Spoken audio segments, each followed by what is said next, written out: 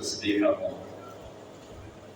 ہر ایک چیز اللہ رب العالمین کی تسبیح کے اندر مشہور ہوتی ہے، اور لیکن تو اس کی تسبیح کو نہیں سمجھتے. جب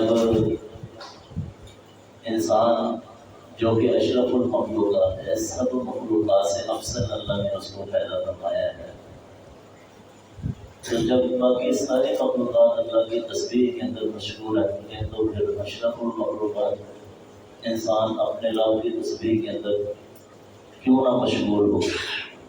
اسے بھی اللہ نے بہت زیادہ حکم دیے ہے کہ تم بھی بہت زیادہ سب بیٹھو حکم کرتا ہوں واصل ہے، تم بھی صبح و شام اللہ کی تسبیح بیان کیا کرو. سبحان اللہ سبحان اللہ سبحان اللہ، یہ بڑا کرو. یہ اللہ رب العالمین کی تسبیح ہے کہ بہت ساری قرآن و حدیث کے اندر مثالیں موجود ہیں. مثال کے طور پر رسول اللہ صلی اللہ علیہ وسلم نے بیان فرمایا، نبیوں میں سے ایک نبی تھے، وہ کسی جگہ پر راستے میں رکے، ان کے ساتھ ان کے جو لشکر کے افراد شرکاء وہ بھی ساتھ. اس نبی کو ایک کیڑے نے آ کر کاٹا، تو اس نبی نے حکم دیا کہ چیونٹیوں کو سب کو جو ہے وہ ختم کر دیے تھے. وہ چیونٹیاں نے ختم کر دی. اللہ تعالیٰ نے اپنے نبی کی طرف وحی کی، فَأَوْحَى اللَّهُ إِلَىٰ نَبِيِّهِ، اللہ نے اپنے نبی کی طرف وحی کر کے فرمایا فَهَلَّ نَمْلَةً وَاحِدَةً أَحْرَزْتَ أُمَّةً مِّنَ الْأُمَمِ تُسَبِّحُ، ایک ہی چیونٹیوں کو جس نے تکلیف دی تھی اسی کو ہی کیوں نہیں مانا؟ آپ نے تو ایک امت کو ہی ختم کر دیا ہے جو کہ تسبیح بیان کر رہی تھی. تسبیح بیان کرنے والی ایک امت کہ چیونٹیاں اللہ رب العالمین کی تسبیح، کہ جب اللہ رب العالمین کی اتنی چھوٹی مخلوق ہے وہ بھی اس بات کے اندر مشغول ہے کہ وہ اللہ کی تسبیح بیان کرے. پھر بڑی سے بڑی مخلوقات آسمان میں ایک چیز اللہ کی تسبیح میں مشغول ہے، تو پھر ہم انسان جو ہے وہ ہم بھی اللہ کے مخلوق ہیں، ہم اپنے رب کی تسبیح میں کیوں مشغول نہیں ہوتے؟ تو ہمیں بھی چاہیے. رسول اللہ صلی اللہ علیہ وسلم نے تسبیح کی بڑی فضیلت بیان فرمائی ہے، اس کا بڑا ثواب ہے. یہ صرف اللہ کی تعریف نہیں ہے، اس کے اندر بہت خیر اور برکت ہے. آپ صلی اللہ علیہ وسلم نے فرمایا من قال سبحان اللہ العظیم وبحمدہ، یہ کلمہ ہے سبحان اللہ العظیم وبحمدہ، جنت کے اندر اس کے لیے ایک کھجور کا درخت لگ جاتا ہے. صرف اتنی بات کہتے ہیں. آپ صلی اللہ علیہ وسلم نے فرمایا کہ جو بندہ سبحان اللہ وبحمدہ 100 مرتبہ پڑھ لے اس کے گناہ اس سے ختم کر دیے جاتے، اگرچہ وہ سمندر کی جھاگ کے برابر ہوں، وہ اللہ تعالیٰ معاف کر دیتا ہے. تو یہ چھوٹی بات نہیں ہے، یہ اللہ رب العالمین کے ہم بڑے ہی پیارے محبوب کلمات ہیں، تسبیح کے کلمات. رسول اللہ صلی اللہ علیہ وسلم نے فرمایا کہ اللہ کو 4 باتیں بڑی پسند ہیں، اللہ کو بہت زیادہ اچھی لگتی ہے. سبحان اللہ والحمد للہ ولا الہ الا اللہ واللہ اکبر. تو کوئی نقصان کی بات نہیں ہے. آپ جس سے مرضی شروع کر لیں، چاہے پہلے الحمدللہ پڑھیں، سبحان اللہ بعد میں پڑھ لیں، پہلے اللہ اکبر پڑھیں بعد میں الحمدللہ پڑھ لیں، جس سے مرضی شروع کریں، کوئی نقصان کی بات نہیں ہے. لیکن یہ 4 کلمے اللہ کو سب باتوں سے زیادہ پسند ہے. سبحان اللہ والحمدللہ ولا الہ الا اللہ واللہ اکبر. اور آپ صلی اللہ علیہ وسلم نے فرمایا، بخاری شریف کی آخری حدیث ہے،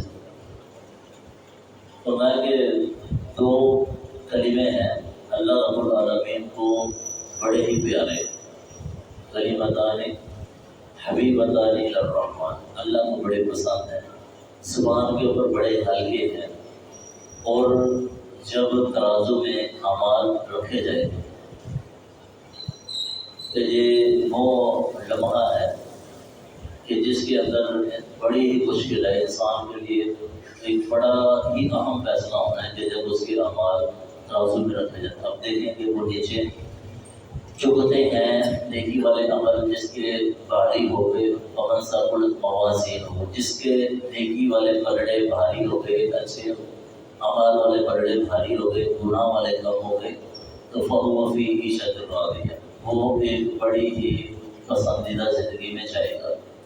اور جس کے برے اعمال والے پلڑے بھاری ہو گئے، گناہ زیادہ ہو گئے، نیکیاں کم، تو اس کا ٹھکانہ جہنم ہے.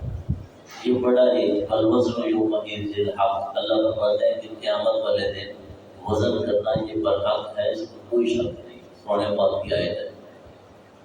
تو اس وقت یہ جو کلمات ہے سبحان اللہ، سبحان اللہ و بحمدہ، سبحان اللہ العظیم، یہ دو کلمے فرمایا کہ یہ ثقیلتان فی المیزان، میزان میں جب رکھے جائیں گے تو بھاری ہو جائیں گے، یہ وزنی ہو جائیں گے.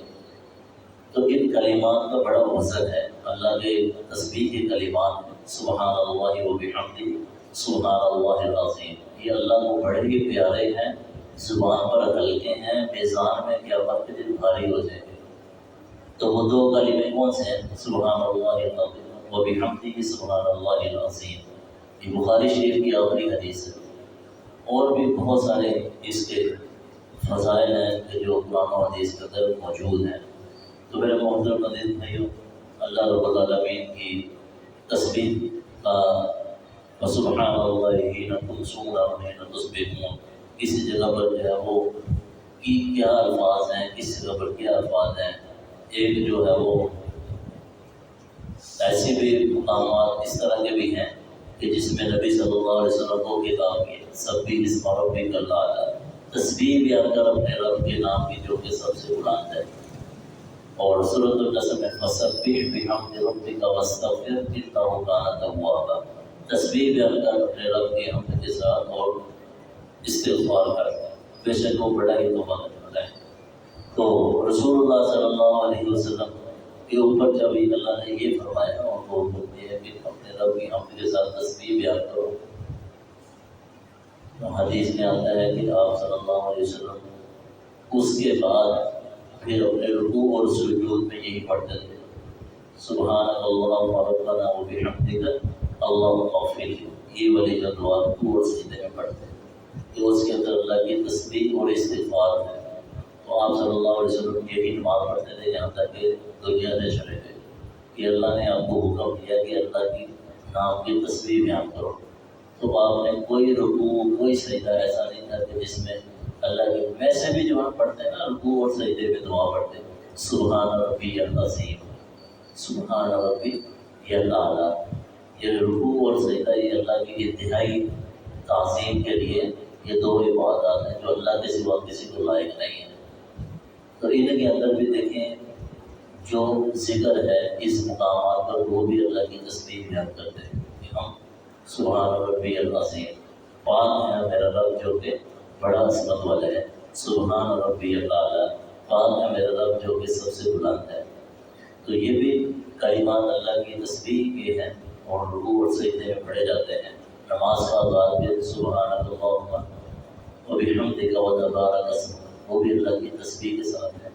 تو میرے محترم عزیز بھائیو، ہمیں بھی اپنی جو گھڑیاں ہیں روز مرہ کی شب روز کی جو اللہ تعالیٰ نے فارغ اوقات ہمیں مہیا کیے ہیں، اس کے اندر یہ کل قیامت کے دن ہمارے لیے بڑی کام آنے والی چیزیں ہیں. اللہ رب العالمین کی تسبیحات بیان کریں، اللہ رب العالمین کی تکبیر، اللہ رب العالمین کی حمد و ثنا بیان کیا کریں. اللہ رب العالمین سے دعا ہے کہ اللہ مجھے اور آپ بھائیوں کو اپنی